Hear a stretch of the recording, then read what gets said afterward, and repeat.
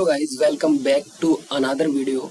ये video software engineering का second unit होने वाला है, जिसमें हम requirement, elicitations, analysis and specification के बारे में पढ़ने वाले हैं। ये आपका जो सिलेबस का जो जितने भी सारे टॉपिक्स हैं, यहाँ पे function and non functional requirement, requirement source and elicitation techniques, analysis, modelling है for function oriented and object oriented software development, use case modelling, system and software requirement specification, requirement validation and traceability. ये सारे topic आपके unit number second में हैं। ये सारी चीज़ें मैं आपको बहुत ही अच्छे तरीके से हिंदी प्लस इंग्लिश में समझाने वाला हूँ, जैसा कि मैं जाना जाता हूँ कि बड़ी बड़ी चीज़ों को छोटे छोटे वे पे और सिंपल लैंग्वेज में समझाना कि आपको समझ में आ सके एंड आप उसको इजीली पेपर में लिख सकें।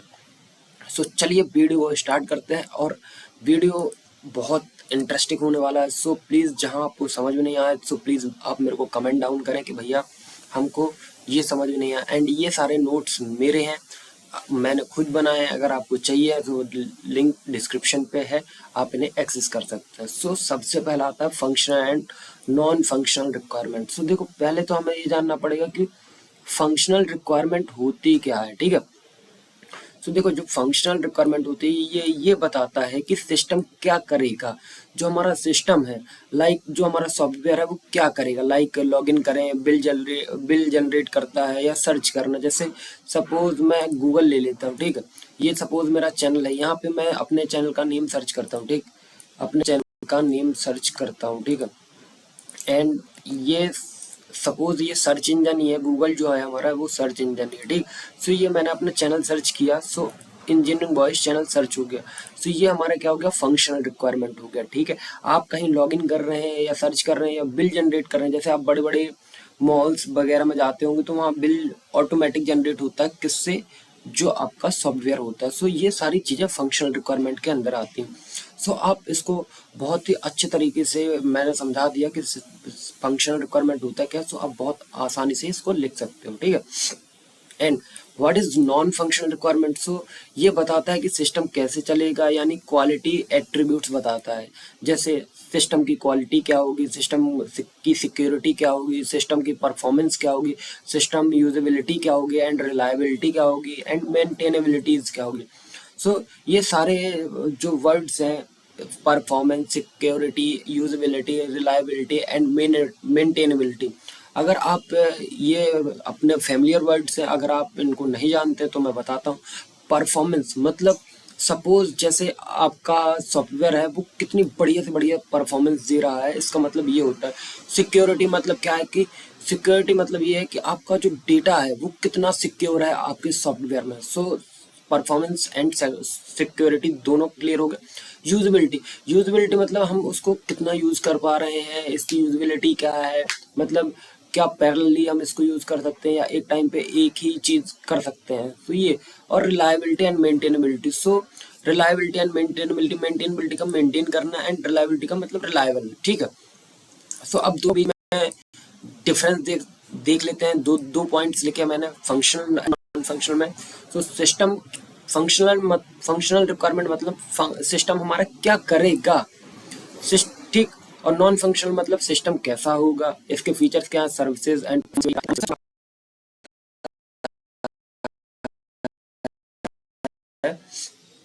कि सॉफ्टवेयर का जो एलिटेशन टेक्निक है, राइट, रिक्वायरमेंट सोर्स और एलिटेशन टेक्निक।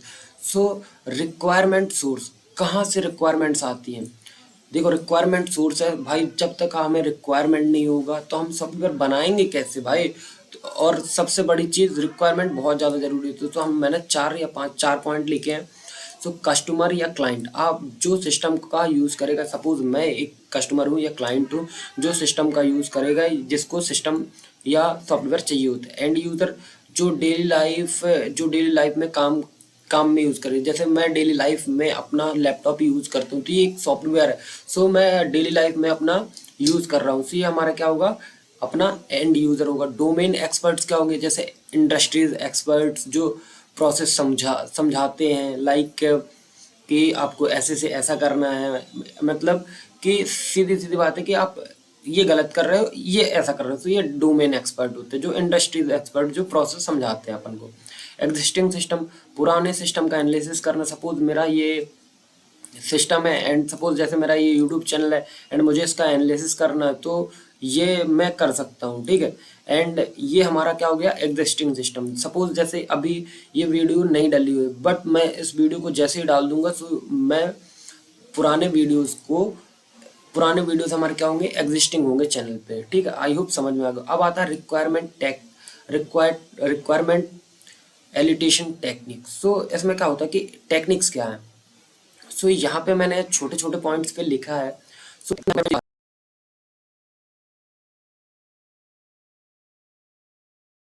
हमारा, ठीक है, क्वेश्चनरीज, रिटन क्वेश्चन भेज कर बात होती है, ऑब्जर्वेशन होता है, यूजर के काम को डायरेक्टली ऑब्जर्व करना, वर्कशॉप, जेएडी, ग्रुप डिस्कशन करना, प्रोटोटाइपिंग, डमी सिस्टम बना के फीडबैक लेना, and document analysis, existing report, manual दिखाना, ये सारी चीज़ें। सो ये हमारा रिक्वायरमेंट एलिटेशन टेक्निक्स हो गया। एंड नाउ मैं आपको अपने जो हैंड रिटन नोट्स है उनसे भी आपको फेमिलियर करा देता हूँ एंड कुछ चीज़ें आपको समझाता हूँ मैं, शायद मे भी यहाँ से समझ में आ जाए, ठीक है। ये देखो यूनिट नंबर 2 सॉफ्टवेयर। थोड़ा सा मैं जूम कर लेता हूँ, आई होप आप लोगों को बहुत क्लियर समझाऊंगा भाई, टेंशन मत लेना। Software requirement and analysis and specification. मैं सारी चीज़ें यहीं से पढ़ता हूँ, ये मेरे खुद के हैंड रिटन नोट्स है, ठीक। तो देखो इसका मतलब क्या होता है, पहले मैं पेन ले लेता हूँ, ठीक। एक मिनट गाइस, थोड़ा सा डार्क एंड हाँ चलो। इसका मतलब क्या होता है, इसका मेन मेन गोल जो होता है, इसका मेन गोल क्या होता है। सो इसका मेन गोल होता है कि कस्टमर की रिक्वायरमेंट को समझता है और सिस्टमेटिकली एक डॉक्यूमेंट रेडी करना with help of customer requirement. So देखो इसका सीधा सीधा मेन गोल क्या होता है कि ये कस्टमर की रिक्वायरमेंट को समझता है और सिस्टमेटिकली एक डॉक्यूमेंट रेडी करता है जो कि कस्टमर की रिक्वायरमेंट पे होता है। जो इंजीनियर कस्टमर से रिक्वायरमेंट को लेता है, उसको एनालिसिस करता है, फिर एक software requirement specification, it means SRS document ready करता है, जो सिस्टम एनालिस्ट बोलते, जिसको हम सिस्टम एनालिस्ट बोलते हैं, ठीक है। It is a hardest part of build a software system. ये बहुत हार्डेस्ट पार्ट होता है क्योंकि एसआरएस बनाना ही बहुत मुश्किल होता है, क्योंकि जब तक अगर आपके पास प्रॉपर रिक्वायरमेंट नहीं होगी तो आप एक प्रॉपर सॉफ्टवेयर नहीं बना सकते हो, ठीक। सो अब बात करते हैं रिक्वायरमेंट इंजीनियरिंग क्या होती है। सो रिक्वायरमेंट इंजीनियरिंग ये होती है कि ये एक प्रोसेस है जिसमें हम सॉफ्टवेयर रिक्वायरमेंट कस्टमर से लेते हैं, फिर उसे एनालाइज करते हैं, फिर हम डॉक्यूमेंटेशन रेडी करते हैं एंड रिक्वायरमेंट इंजीनियरिंग इसी को बोलते हैं। आई होप ये दो चीज़ें बहुत ही क्रिस्टल एंड क्लियर हो गई होंगी। सो फिर देखो अब हमें क्या क्या ज़रूरत पड़ती है। सो मैं एक चीज़ बताता हूँ आपको। फिजिबिलिटी स्टडी करते हैं हम, क्या हम सॉफ्टवेयर बनाने के लिए फिजिबल हैं या नहीं। फिर हम रिक्वायरमेंट गैदर करते हैं, ठीक है। रिक्वायरमेंट गैदर करने के बाद हम क्या करते हैं, उसका एसआरएस बनाते हैं, फिर एसआरएस का वैलिडेशन करते हैं, ठीक। फिर एसआरएस बनाने के बाद हम फिजिबिलिटी स्टडी से क्या करते हैं, फिजिबल रिपोर्ट लाते हैं। फिर रिक्वायरमेंट गैदरिंग से हम क्या करते हैं, सिस्टम का मॉडल करते हैं एंड एसआरएस से यूजर एंड सिस्टम रिक्वायरमेंट करते हैं। Then SRS validation, user and system requirement and model से हम क्या करते हैं कि हम फिर हम सारी चीज़ें को मिला के हम क्या बनाते हैं, अपना रिक्वायरमेंट डॉक्यूमेंट बना देते हैं। आई होप इतना क्लियर हो गया होगा, ठीक है। ये कुछ पॉइंट लिखे हैं, मैनेजमेंट ओरिएंटेड एक्टिविटी, इस प्रोजेक्ट को किया जा सकता है कि नहीं किया जा सकता है, ये प्रोजेक्ट हो सकता है नहीं हो सकता, अगर नहीं हो सकता है तो अल्टरनेट सॉल्यूशन क्या है, जो सॉफ्टवेयर क्रिएट करना उसे टेक्नोलॉजी या बजट में बन सकता है, जो हमारा बजट है ये नहीं। तो ये सब चीज़ें फिजिबिलिटी स्टडी में आती हैं, ठीक है। अब आता है what is SRS. So SRS क्या, सो एसआरएस मैं बताना चाहूँगा कि देखो जो हमारा एसआरएस है, एसआरएस का फुल फॉर्म होता है सॉफ्टवेयर रिक्वायरमेंट स्पेसिफिकेशन। जो भी कस्टमर की रिक्वायरमेंट है उसको मतलब एक फॉर्मेट में रिप्रेजेंट करने की टेक्निक को हम एसआरएस बोलते हैं, मतलब एक डॉक्यूमेंट बनाते हैं उसको हम एसआरएस बोलते हैं। तो इसमें क्या करते हैं, सबसे पहला पॉइंट है रिक्वायरमेंट गैदर करना। सो रिक्वायरमेंट कलेक्ट करना क्लाइंट से, एंड यूजर से, एंड सिस्टम यूजर और अदर स्टेट से। ठीक है, कि हम रिक्वायरमेंट गैदर करेंगे तभी हम अच्छा सॉफ्टवेयर बना पाएंगे। ठीक है, अब बात आती है रिक्वायरमेंट एनालिसिस। सो रिक्वायरमेंट एनालिसिस, जो भी रिक्वायरमेंट कलेक्ट की गई है उसमें से हम कुछ कुछ कमी तो नहीं है, कुछ रह तो नहीं गया, कोई डिफेक्ट तो नहीं गया, इन सारी चीज़ों का हम रिक्वायरमेंट एनालिसिस करते हैं। ठीक है, सो ये बहुत इंपॉर्टेंट पॉइंट है। फिर उसके बाद थर्ड पॉइंट आता है हमारा क्या, रिक्वायरमेंट डॉक्यूमेंटेशन। इसमें डॉक्यूमेंटेशन में functional, non functional, formal, informal requirement use की जाती है, जो क्रिएट करता है हमारा एसआरएस डॉक्यूमेंटेशन। बिकॉज जब तक आपके पास functional, non functional, formal and informal requirement नहीं होगी, सो आप एक अच्छा एसआरएस डॉक्यूमेंट नहीं बना सकते। अब आता है fourth point is requirement reviews and verification. So it is a process to prove the quality of SRS. So ये जो रिक्वायरमेंट वेरिफिकेशन होता है, इसमें रिव्यू किया जाता है कि जो हमारा एसआरएस है उसकी क्वालिटी क्या है। ठीक है, so the SRS documentation is legal contract between customer and developer. So ये जो एसआरएस डॉक्यूमेंटेशन होता है, ये एक लीगल कॉन्ट्रैक्ट होता है एक कस्टमर के बीच और एक डेवलपर के बीच में। ठीक है, अब डिफरेंट कैटेगरीज होती हैं जो यूज़र ऑफ एसआरएस होता है।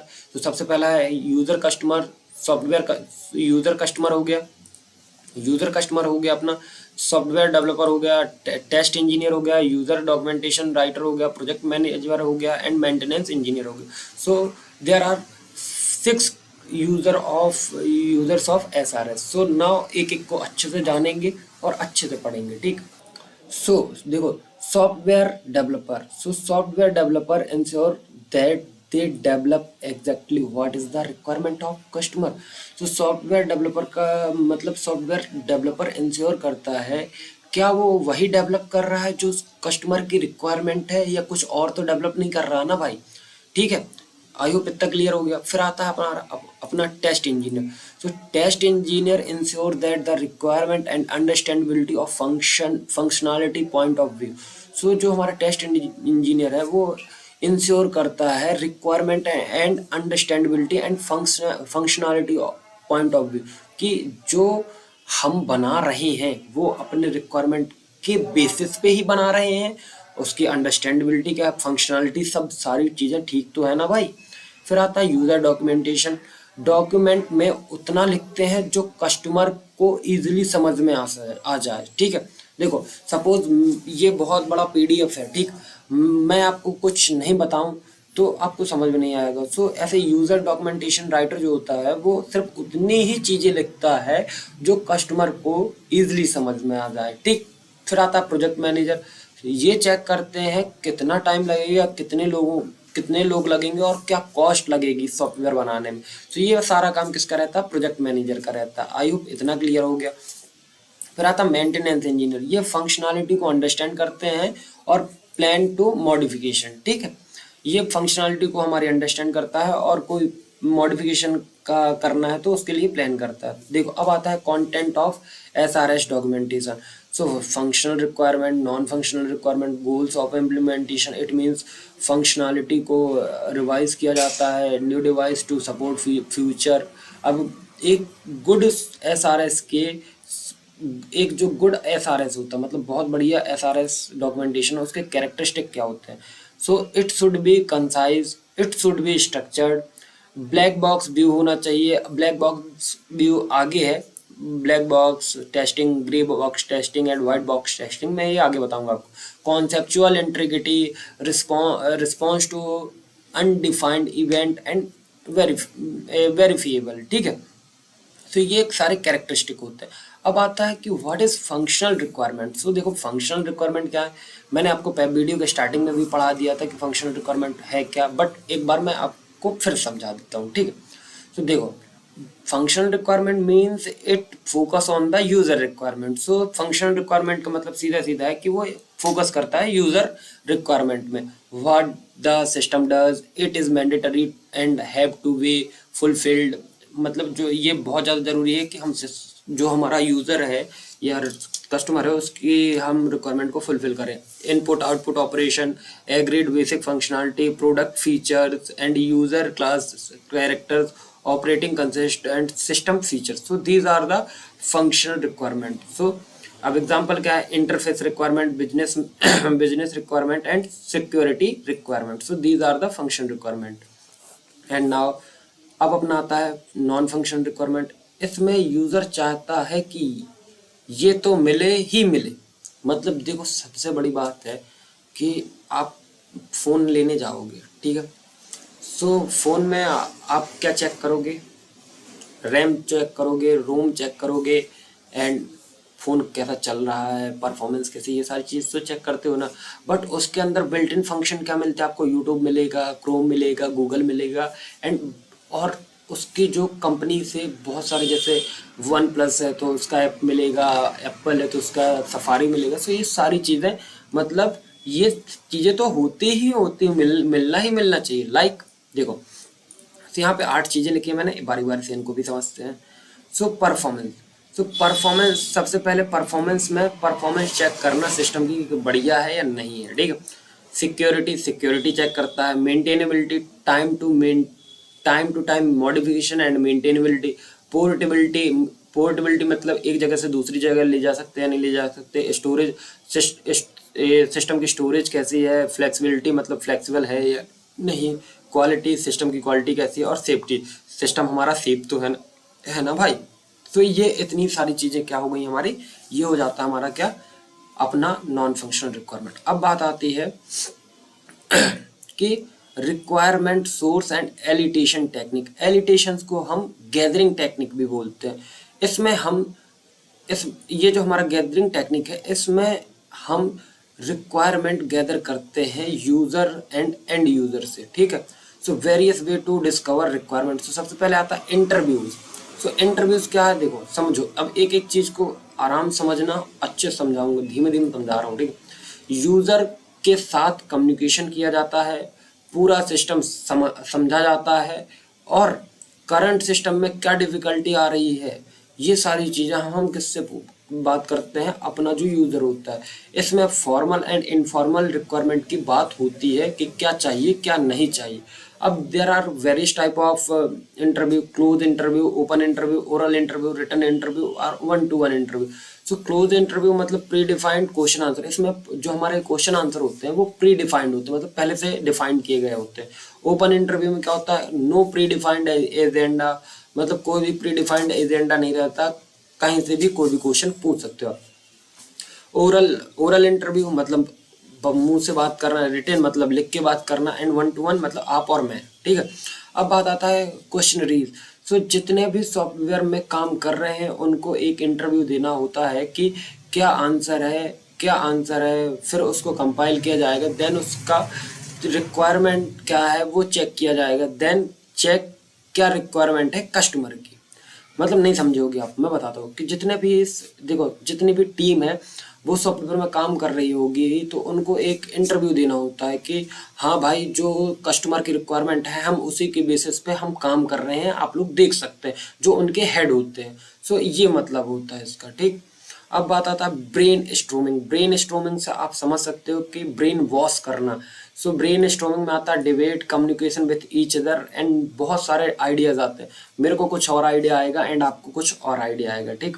फिर आता है domain analysis, specific requirement, basically software product समझ जाओ, ठीक। Observation, check actual working. Prototyping क्या होता है, एक छोटा यूजर इंटरफेस बना देते हैं जिसमें without adding details functionality add कर दी जाती है। आई होप इतना क्लियर होगा, ठीक। अब ये सारी चीज़ें आपको यूनिट नंबर 2 में पढ़नी है, एंड कुछ चीज़ें जो छूट गई होंगी सो मैं यहाँ से पढ़, function oriented and object oriented. So function oriented क्या है, function oriented analysis modelling, system को फंक्शन के हिसाब से तोड़कर समझते हैं। Like DFD, data flow diagram, data कैसे फ्लो हो रहा है सिस्टम में, ये सब चीज़ें। ईआर डायग्राम मतलब एंटिटी रिलेशनशिप डायग्राम देखना, एंटिटी रिलेशनशिप डायग्राम और उसके रिलेशनशिप को समझना, ठीक। एंड फिर आता है आपका object oriented analysis modelling. System को ऑब्जेक्ट या रियल वर्ल्ड एंटिटीज के टर्म में समझते हैं, लाइक क्लास डायग्राम, ऑब्जेक्ट और उनकी प्रॉपर्टीज और मेथड को समझना। स्टेट डायग्राम, ऑब्जेक्ट किस स्टेट में है ये समझना। फिर आता है हमारा यूज केस मॉडलिंग। तो यूज केस मॉडलिंग क्या होता है? यूज केस मॉडलिंग बताता है कि सिस्टम किस तरह से होगा और कौन यूज करेगा, लाइक एक्टर, बहुत सारा। अगर आपने यूज केस मॉडलिंग मतलब स्टार यूएमएल का यूज करोगे तो समझ में आएगा। लाइक इसका एग्जांपल है अपना ऑनलाइन शॉपिंग के लिए एक्टर क्या है? कस्टमर है हमारा। यूज केस क्या है? ब्राउज आइटम, प्लेस ऑर्डर और मेक पेमेंट, ये सारी चीजें। टूल्स कौन से यूज करते हैं? यूएमएल, यूज केस, डायग्राम, ठीक है। फिर आता है system and software requirement specification, जो कि मैंने आपको पढ़ा दिया। तो रिक्वायरमेंट वैलिडेशन, सो ये भी आपको पता है कि चेक करना कि रिक्वायरमेंट सही है, फिजिबल है और क्लियर है, कैसे कैसे कैसे काम करता है। सो रिव्यू करते हैं, walk through, inspection, prototyping, feedback. And requirement traceability क्या है? सो रिक्वायरमेंट को ट्रैक करना from origin to implementation and testing desk. Type क्या होते हैं? There are two type, forward traceability and backward traceability. So forward traceability मतलब requirement से design, code और टेस्ट तक ट्रेस करो, एंड लास्ट में बैकवर्ड ट्रेसेबिलिटी, कोड हो गया, टेस्ट केस हो गया, से ओरिजिनल रिक्वायरमेंट तक पहुंचो। तो ये सारी चीजें। एंड अब आपको 1 मिनट रैपिड रिवीजन देता हूँ, 1 मिनट के लिए आपको बहुत सारी चीजें क्लियर, क्रिस्टल एंड क्लियर हो जाएंगी। तो पहला पॉइंट हमारा पहला पॉइंट है फंक्शनल रिक्वायरमेंट। क्या करेगा? फीचर्स, मतलब सीधी बात है। नॉन फंक्शनल कैसे करेगा? परफॉर्मेंस या security. Elicitation, interview, questionnaires, prototyping. Modelling क्या होगा हमारा? Function, DFD, object, class diagram. Use case, user interaction, UML में SRS, formal documentation with all requirements and validation. It means check, correctness check करना। Traceability, link request, design, code and test. I hope ये सारी unit अच्छे से समझ में आ गई होगी। एंड मैंने ये पूरे जितने भी टॉपिक हैं आपके रिक्वायरमेंट, एलिटेशन, एनालिसिस एंड स्पेसिफिकेशन में मैंने सारी चीज़ें एक एक करके समझा दी हैं। आई होप आपको बहुत बढ़िया तरीके से क्लियर हो गया होगा। एंड नेक्स्ट यूनिट में हम सॉफ्टवेयर डिज़ाइन के बारे में पढ़ेंगे। सो मिलते हैं नेक्स्ट वीडियो में, तब तक please do like, subscribe and share.